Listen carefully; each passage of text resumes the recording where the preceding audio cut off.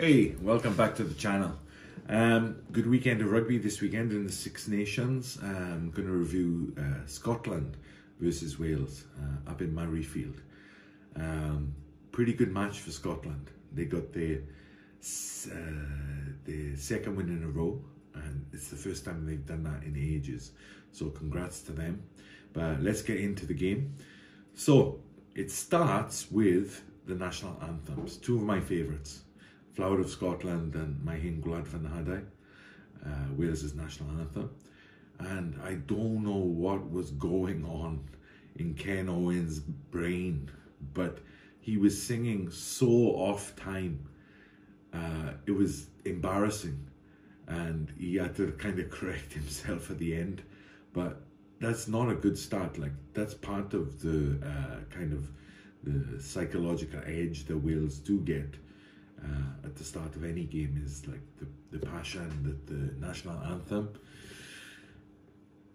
creates. And then Ken Owens, the captain of Wales, completely messes it up. Like, what is he doing? Like, it was embarrassing. I felt embarrassed for him. Like, so not a great start in my book. Like, that's not how you want to go up to Scotland and like present yourself. It's like he can't even sing the national anthem properly, and he's a Welsh speaker as well, I think. So anyway, let's get into the actual match.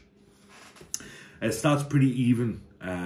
Wales have a good phase, put some good phases together, and Scotland's defence looks pretty organised.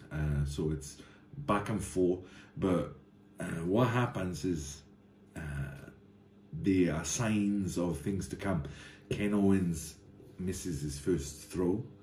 Ken Owens' game. So like, his head is not in the game, obviously, and it was the case all the way through the match. And he misses the first throw, and that's a sign of things to come, because Wales' set piece was terrible. The scrum wasn't great, and also the line-out was absolutely abysmal. Scotland dominated. Their hooker had a fantastic game again, Turner. He got the yellow card. He was a little bit unlucky with that, but he was phenomenal again. And Scotland's line-out is really proving to be a great attacking platform, as it was against the English. So yeah, that wasn't a good sign from Wales early on in the second half. Also, Scotland's midfield is looking good. They have a couple of good midfielders. They're now the Welshest Scotsman ever, Hugh Davis, is it? Hugh Davis. Yeah, he's on fire. You know, he's a great player, and really electric and good in defence, good in attack. What was that? And yeah, the backline, Scotland's backline is looking really good. And unfortunately for Scotland, Stuart Hogg goes off after 10 minutes for a head check, and he doesn't come back on. But my favourite player comes on, King Horn. Like, this guy is amazing, I think, and he's got like the coolest name ever as well. And he comes on at fullback. I think he plays outside half as well, but Finn Russell is back in form, so he's ousted him from that position. But a great player to bring on from the bench, and that player I really want to see, and I expect great things from him, to be honest. There are quite a lot of turnovers from both teams. At the ruck, at the set piece, balls knocked on, balls dropped, etc. And Scotland have kind of an edge in that department. They don't do as bad as Wales, but it's a bit scrappy.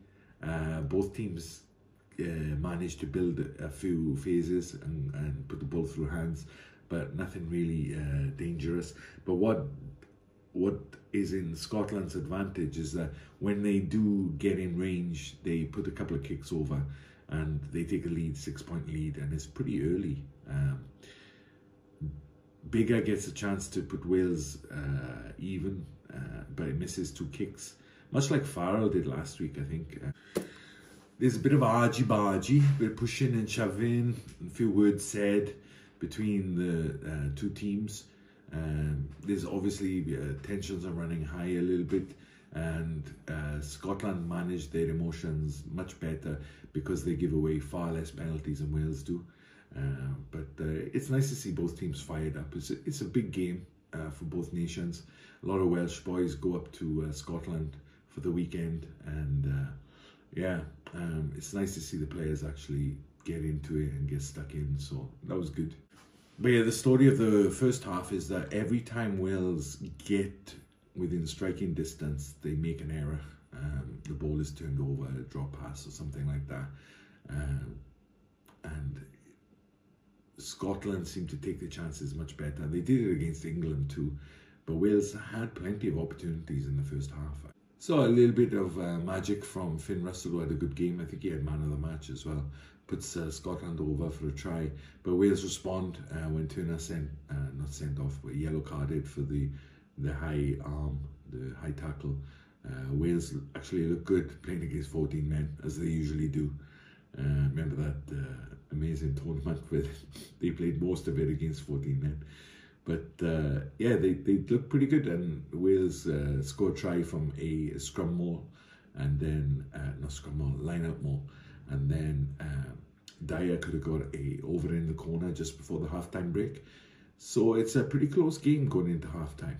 Again, after the second half starts, pretty decent start from Wales, putting phases together.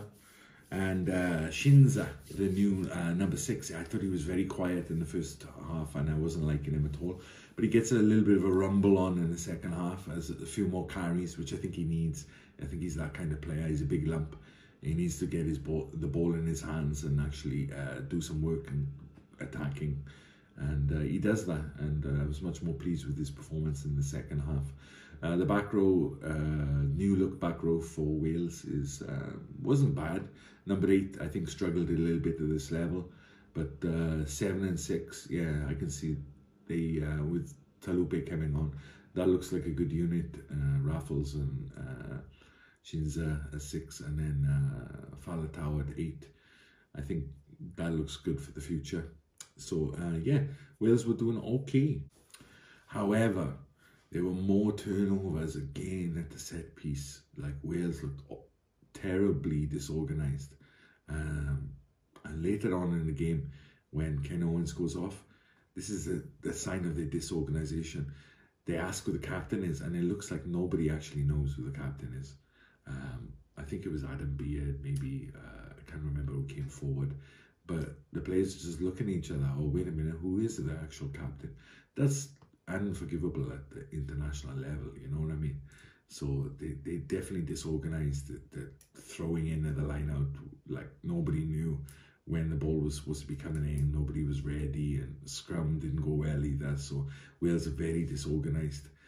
Scotland, on the other hand, continued on from the England game, looked very fluid, looked like they played together for decades. And yeah, they got the rewards for it. Finn Russell, again, instrumental in all of like Scotland's attacks, in terms of their scoring attacks anyway. There's another couple of bits of magic, and so yeah, Van der Merwe's getting back into the game as well, and he looks very, very dangerous.